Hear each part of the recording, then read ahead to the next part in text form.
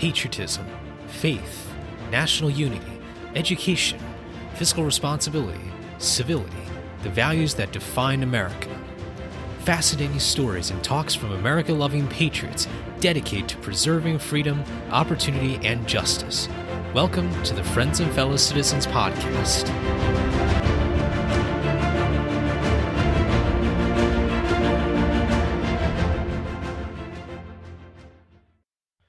Hello, everybody, and welcome to episode 77 of Friends and Fellow Citizens. I'm your host, Sherman Tylowski. Thank you all so much for joining me today. Make sure to subscribe to our email list so that you don't miss a single episode. We've got notifications and updates available for all of our email subscribers. Also, be sure to consider becoming a Patreon member to get even more benefits for our listeners. And I know that this year is going to be a banner year, another year of more updates and more content for all in the Friends and Fellow Citizens community. Today's episode is about President's Day, but it's going to be told in a different way. Now, President's Day is 2 weeks from the date of this episode's release. And while President's Day is celebrated around the time of Washington's birthday and Lincoln's birthday, I believe that President's Day is a lot more than just commemorating those two birthdays. In fact, I would argue that George Washington, if he celebrated and supported a President's Day, he would have wanted every single president to be honored, regardless of what our views are about any particular president or administration. One president that not a lot of people have heard of is President Franklin Pierce. President Pierce was the 14th president of the United States who served from March 4th, 1853 to March 4th, 1857. He is originally from the state of New Hampshire. He was born there, served in the U.S. House of Representatives and the Senate until he resigned in 1842. He was very successful in law practice. He served in the Mexican-American War, and he was actually known as someone who was very bright and one who knew how to develop relations with other people. He was likable, he had good stature, and he was someone whom the Democratic Party really had a lot of faith in the election of 1852, when he ran as president against General Winfield Scott of the Whig Party. Pierce was seen as advantageous because he was a Northerner who had Southern sympathies. So the strategy for the Democratic Party in nominating him was that they were able to siphon a lot of votes from the North and retain that solid majority in the South. Pierce was seen as a dark horse. He was someone who not a lot of people had heard of. Even after the war, when he came back to his home, a lot of people supported him back in his home state, but if you weren't really from New Hampshire, from the Democratic Party establishment, you didn't really know who this man Franklin Pierce was. He was often called a doughface, which is a nickname for a Northerner who has those Southern sympathies. His idea was that he wanted to keep slavery as an institution within the United States, but he saw a lot of different challenges. Clearly, the expansion of slavery was the key issue. When new territories like the Kansas Territory, the Nebraska Territory came into play, Pierce was very much tasked with dealing with those divisions within the Democratic Party for sure, but really just larger within the country. When he was elected in 1852, a lot of people had a lot of confidence that he was going to be able to be some kind of bridge, or at least be able to alleviate these hard divisions that had been hardening for quite some time. Unfortunately, even to this day, Pierce is seen as an absolute failure in so many ways. The Kansas-Nebraska Act, which he was reluctant to sign, established an idea called popular sovereignty, which allowed the territories to vote on whether or not they wanted to become a free state or a slave state. He thought, just like many in the administration, thought this would be a great opportunity to basically punt the issue back to the states. People thought that this was going to be the way to go, that you just need popular sovereignty, and whatever the people decide, that was going to be the policy in that state. What happened was a violent series of episodes of just utter chaos. People flooded into Kansas. And not only did they start fighting each other, people started killing each other. In many ways, the Civil War really started in a place like Kansas because people like John Brown, even a staunch abolitionist, he led people to hack a bunch of people into pieces. The Confederates, they did the same thing. They killed other people, including abolitionists and slaves. The madness all of a sudden became something known as Bleeding Kansas. And Pierce was very, very much criticized by the abolitionists and even some Democrats for allowing such violence to spill out of control. He supported something called the Ostend Manifesto, which a lot of people thought was almost like an invitation to further conflict with Spain. With the passage of the Kansas-Nebraska Act, previous precedents and years of progress, like the Missouri Compromise, were all of a sudden repealed. The fugitive slave law was strengthened under the Kansas-Nebraska Act and under his presidency. Moreover, people saw Pierce as a weak leader, someone who couldn't really communicate very well to people who had differing views. People thought he was just way too sympathetic to the South, that he really had other intentions of instituting slavery across the United States eventually. Pierce was just not able to keep anyone on board on any kind of platform. To really sum it up, he just angered everybody. Maybe the only group that isn't angered are the people in the South, the whites in the South who supported slavery. The Democratic Party itself realized that Pierce was just no longer able to hold that political capital for the next election, 1856. He wasn't even nominated to be running for a second term. Instead, it was given to James Buchanan. Pierce, after his presidency, largely went into obscurity in the later years. He was very, very vocal and very critical of President Lincoln. He certainly did not like the habeas corpus suspension under Lincoln. He was one to try and have some kind of reconciliation and peace, but this was just not going to be feasible at all. Not under his administration, not under the Buchanan administration, and ultimately it spilled over into the Lincoln administration, where we had that very, very tragic Civil War. Historians often rank Pierce as one of the worst presidents in the history of the United States. Now, up to this point, I've really told just the basic narratives of President Pierce. And a lot of this is true. He was not able to be able to accomplish the things that could keep America together. I don't think many of us, including myself, agree with the policies that he supported. This has been the common narrative. And in a sense, there is nothing really wrong with it. In fact, we all have our own opinions about presidents anyway. But I felt that there was something deeper. There was something that must have been happening to President Pierce himself that maybe much of the country and much of really the course of history people didn't know about. I decided to do some more research about President Pierce. What I found about his personal life is truly sad. He wasn't just an incompetent president with low approval ratings throughout his term and low rankings amongst historians. He was a man who faced almost insurmountable tragedy that no man could ever imagine could happen to anyone at any time. On November 19th, 1834, Pierce married Jane Means Appleton.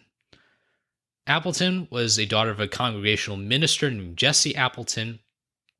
The Appletons were actually politically on the other side of Pierce. They were Whigs, while the Pierces were Democrats. Jane Pierce was very shy, but she was someone who also faced a lot of tragedy herself. It still amazes me that Franklin Pierce and Jane Pierce even got along in a place like Washington, D.C. She reportedly did not like politics. She absolutely did not like Washington, D.C., And to her credit, not a lot of people did because just wasn't a very nice, pleasant place physically in terms of the weather there. Not to mention the swampy sort of nature, the bugs and all the rest. It's just really, really nasty. So I in this sense, I don't blame her at all.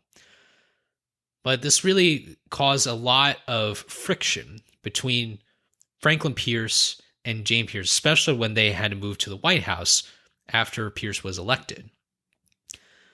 They had their first child named Franklin Jr., born on February 2nd, 1836. You can imagine how happy a new mother and father were when they saw their first child come into life. Sadly, Franklin Jr. died just 3 days later, causing Franklin and Jane immense amount of pain and tragedy. Their second son was born on August 27th, 1839. His name was Frank Robert Pierce. Once again, Franklin and Jane were delighted to see that they had another boy. They wanted to see him grow, to be able to achieve many of the great accomplishments that Franklin had made already in his life. In 1841, a third child was born named Benjamin Pierce. This was around the time when Franklin decided to leave the Senate and return back to New Hampshire. This was obviously big news for Jane, as she, like I mentioned earlier, really, really hated Washington, D.C. And so this was set as another example of how the Pierces wanted to find another path forward in their lives. And when Benjamin was born, it felt like they could continue to raise their family in New Hampshire. And with Pierce, with his law practice, they'd be able to find that new comfort in their lives. But pretty much soon after Benjamin was born, Frank Robert died at the age of 4 from epidemic typhus on November 14th, 1843.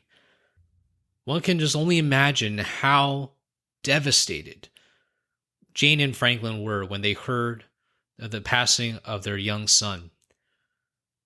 For both of their first 2 sons, neither of them lived past the age of 4. But Franklin Pierce wasn't giving up on his career. He wanted to still make his family proud, still wanted to work towards a career in public service. He is in the running for the Democratic nomination, and while the Democratic Party had quite a bit of trouble finding a candidate, they finally picked him as the candidate. He defeats Winfield Scott by a landslide in 1852. Many, including myself, would recognize that as the pinnacle of Franklin Pierce's career. And he was ready to move to Washington, D.C., and while there was still that friction between himself and Jane, he knew that he was taking on a monumental challenge and that he wanted to deliver the political mandate that he was given to ensure that the United States would be kept intact and that the issue of slavery would be resolved. On the way to Washington, D.C., the president-elect's family travels by train from Boston. And unfortunately, the train derails, rolls down an embankment near Andover, Massachusetts. The horrific crash was absolutely disastrous. Franklin and Jane Pierce survived. But as one can imagine when searching through the wreckage looking for survivors and identifying the victims, tragically, the president-elect and Jane Pierce found that their son, little Benjamin, just 11 years old, was crushed by the train's impact. Imagine if you're the president-elect and you were to head to Washington, D.C. to be taking on a position that virtually no one wanted, with people fighting with such issues with politics and all the rest, imagine having to go through these horrible tragedies. After the passing of little Benjamin, Franklin Jane Pierce suffered very, very severe depression, especially Jane. She just could not imagine what life was bringing her right now. She was oftentimes alone in the White House. I just cannot begin to imagine the pressure and the tragedy that President Pierce had to work through every single day in his time as president. When people are fighting about political issues, about moral issues, and all the rest that was going on, he himself was going through very, very horrific tragedy. Not only that, President Pierce had a drinking problem. When he was younger, he frequently drank. He got very unhealthy. He reportedly was arrested for running over a woman with a carriage, presumably because he was drunk. It is in part because of his wife that he was able to quit drinking, and that he was able to get back to leading a healthier lifestyle, but it still took a toll on him. It's certainly a time in your life when you realize that you're not proud of it. Even after all this tragedy, all the things that were happening throughout the presidency, unfortunately, President Pierce went back to drinking in the 1860s. And he just continued to lose not only his popularity, which I guess by that point isn't really relevant to him at all, but he was losing his sanity. He was losing his health. Jane was not feeling any better.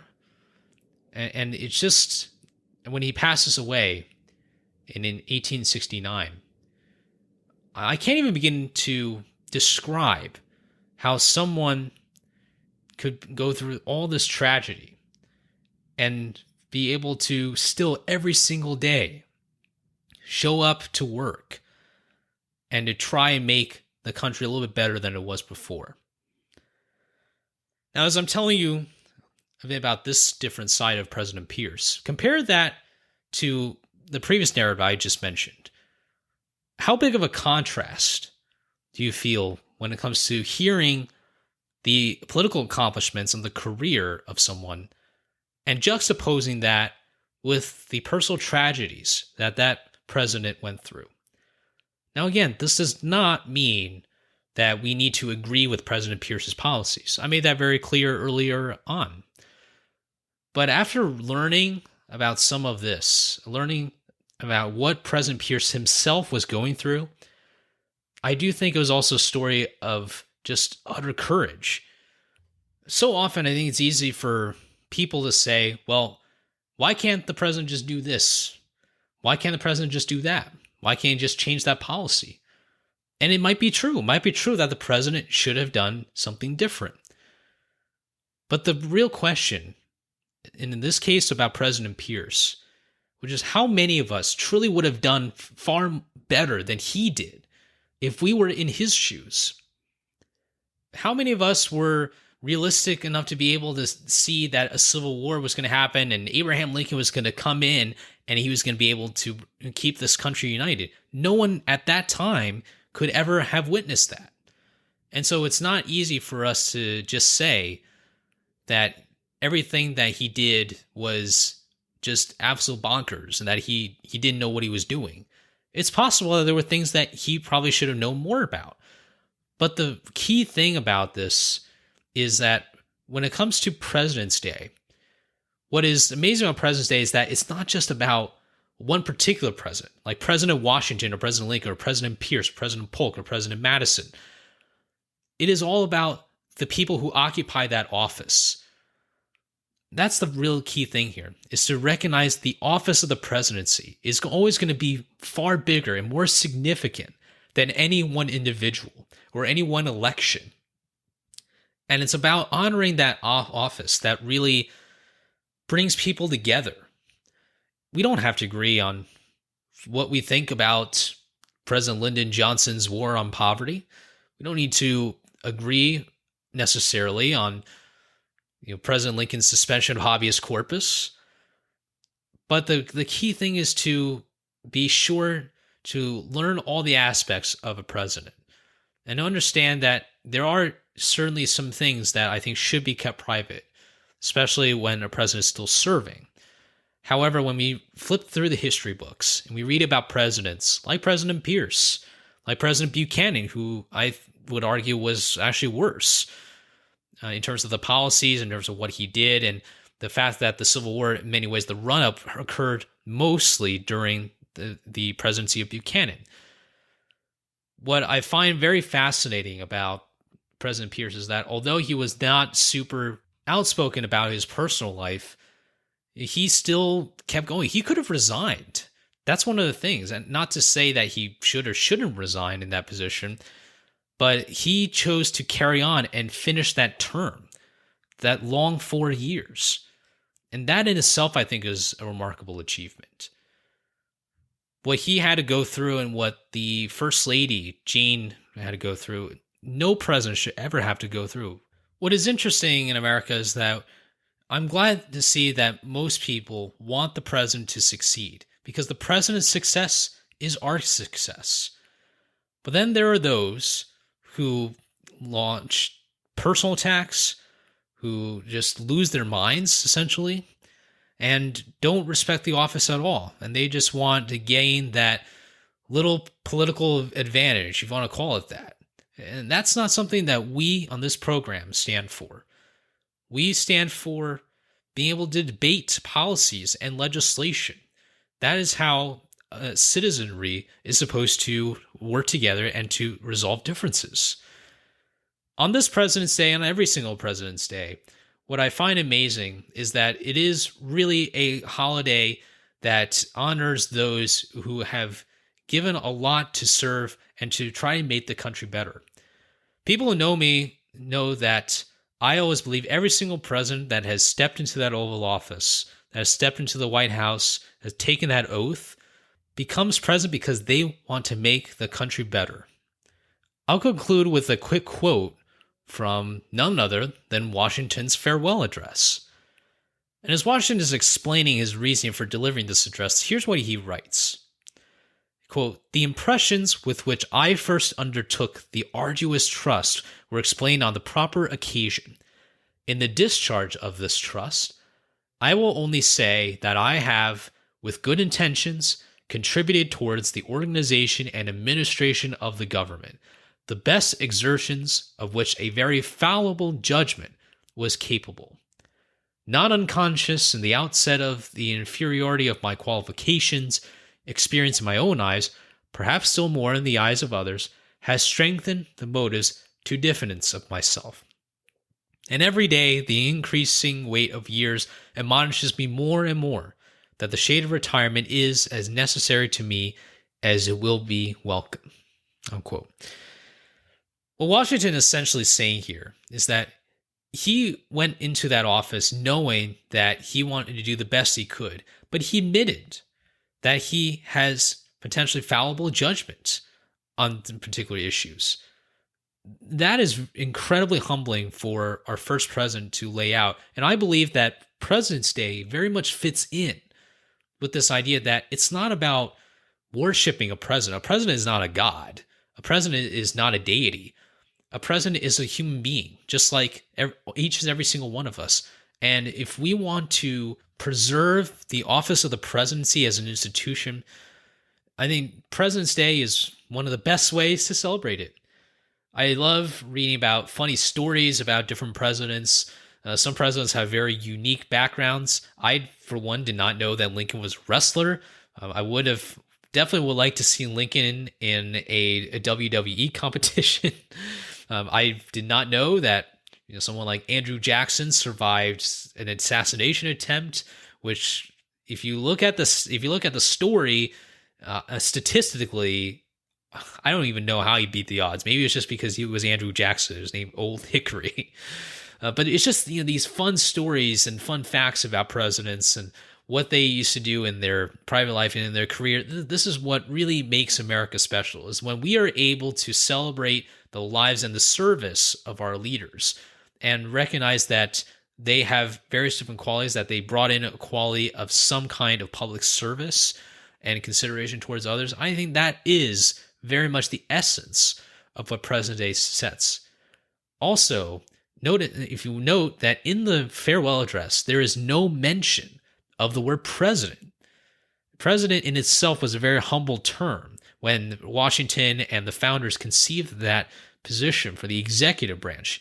They had to come up with a name. They came with a very humble name, president.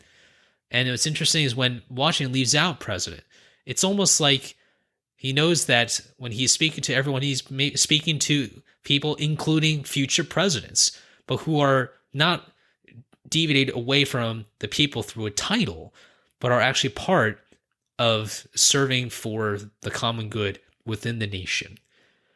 And whether it's through cherry pie or through funny stories of presidents, I hope that you have a wonderful President's Day coming up later this month. We will have our Sacred Honor Series episode about William Ellery, a delegate from the colony of Rhode Island. I hope you will join us on that episode 2 weeks from the release of this one. And with that, thank you so much for listening to this episode. I hope you enjoyed it. Make sure to take a look at the links down in the show notes below to subscribe to our email list. And if you want to learn more about our Patreon membership, click on the link down in the show notes below to take a look at the latest new benefits for our members. Have a great rest of your day and rest of your week. And remember, a day in America always gets better when we are with our friends and fellow citizens.